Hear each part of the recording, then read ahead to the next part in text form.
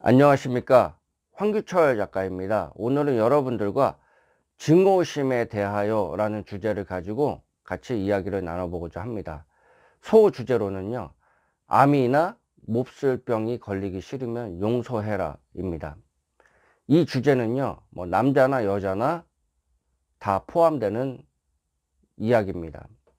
누구를 증오한다는 것은 맺힌 게 많은 거죠. 정신적으로나 육체적인 학대, 폭력, 지속적인 괴롭힘, 그 상대방이 사람이든 사회 시스템이든 회사든 대상이 여러 가지가 될 수가 있습니다. 문제는요, 이 증오가 나에게 엄청난 문제를 일으킨다는 것입니다. 특히 결혼하신 여성분들, 남편에 대한 증오, 미움 조심하셔야 되겠습니다. 작게는요, 화병, 크게는 부인까지란, 예를 들어 가지고 갑상선암, 유방암, 기타 병들 있지 않습니까? 이런 병들이 여성들만이 앓을 수 있는 그런 암이나 몹쓸 병들이 발병할 확률이 높습니다. 실제로 사례를 찾아보면요, 인과관계가 상당히 높고요. 아마 주변 한번 보십시오. 인과관계가 상당히 높습니다. 주변에요, 특히 자신의 성향이요, 민감하고 그런 분들이 더 부인과 질환, 그런 부분에 대해서 발병할 확률이 높습니다. 남편이 속썩이는 집안에 계시는 여성분들, 시어머니와 갈등이 있는 집안에서 사시는 여성분들, 자식들이 사고치고 반목이 반복되는 그런 집안에 사시는 여성분들, 이런 분들이요, 그런 증오심을 견디지 못해 가지고 몹쓸병을 일으키는 경우가 많습니다. 이것은요, 환경적 요인도 그렇지만은 자기 자신의 성향의 문제이기도 합니다. 사실 저는 환경적 요인보다요, 자기 자신의 성향의 문제에 더 강조를 하고 싶습니다. 받아들이는 방법에 문제가 있는 것입니다. 예를 들어서 이렇게 하라는 것은 아닙니다. 절대 이렇게 하라는 것은 아닌데, 오해하지 마십시오. 남편이 바람을 피고 외도를 하고 그럽니다. 그러면은 여자분들 중에서 이제 화가 나고 남편에 대한 증오심, 배신감, 그런 걸 느끼잖아요. 그러니까, 야, 사내 새끼라고 바람 피네? 너만 바람 필 줄 아냐? 나도 남자 만나고 다닐 거야. 그러면서 맞바람을 피는 경우가 있습니다. 이런 경우에는요, 화병이나 증오, 스트레스, 이런 게 낮아지겠죠. 물론 맞바람을 피고 그러면서도 남편에 대한 증오심은 있겠지만은, 나름대로 스트레스를 풀기 때문에 그런 지수가 낮아지는 거죠. 물론 이게 좋은 방법은 아닙니다. 가정이 있고 자녀가 있는데, 특히 여자분이 바람을 피고 그러면요, 자녀들한테 특히 악영향을 줍니다.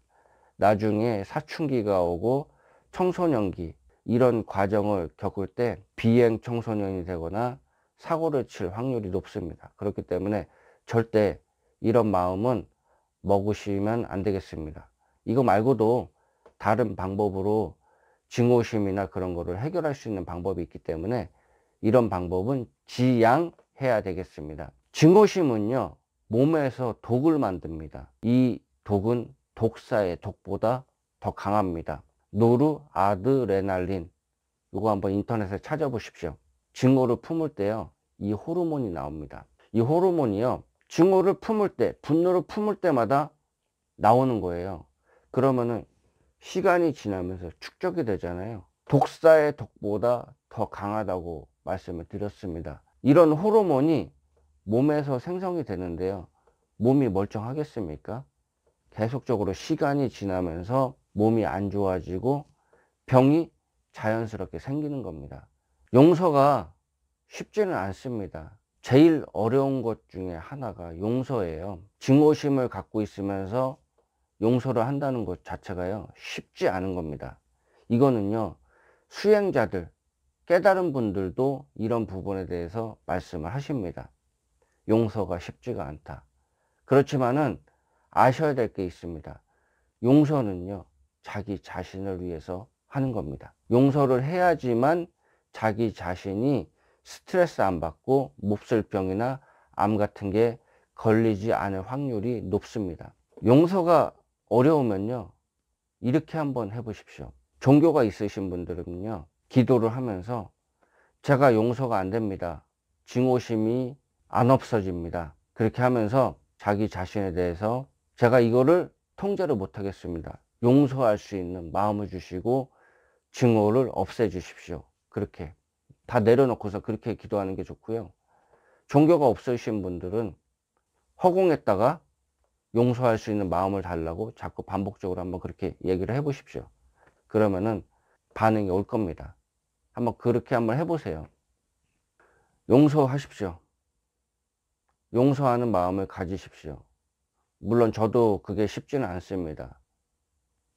용서를 안 하면은 자기 자신만 손해입니다. 자신의 몸과 마음이 만신창이가 됩니다. 자신만 손해보는 거예요. 여러분, 과장을 조금 섞어 가지고 불의는 참아도 불이익은 참지 말라고 그랬습니다. 물론 그렇다고 해서 불의를 참으라는 건 아닙니다. 그만큼 자기 자신이 손해를 보는 거지 않습니까? 왜? 상대방의 행동 때문에 내가 몸이 망가지고 마음이 망가져야 됩니까? 자기 자신이 손해보는 거거든요. 자기 자신의 불이익에 용납을 하지 마십시오. 여러분, 다시 한번 강조드립니다. 용서는 자기 자신을 위해서 하는 것입니다. 이 원리만 알면요, 증오에 대해서 훨씬 지혜롭게 접근을 할 수가 있습니다. 그렇기 때문에 지금 이 순간부터라도 이 증오가 나한테 어떠한 영향을 주는구나. 그래서 용서를 해야 되는구나. 내가 다시 인생을 행복하게 살려고 그러면은 용서라는 게 반드시 필요하구나.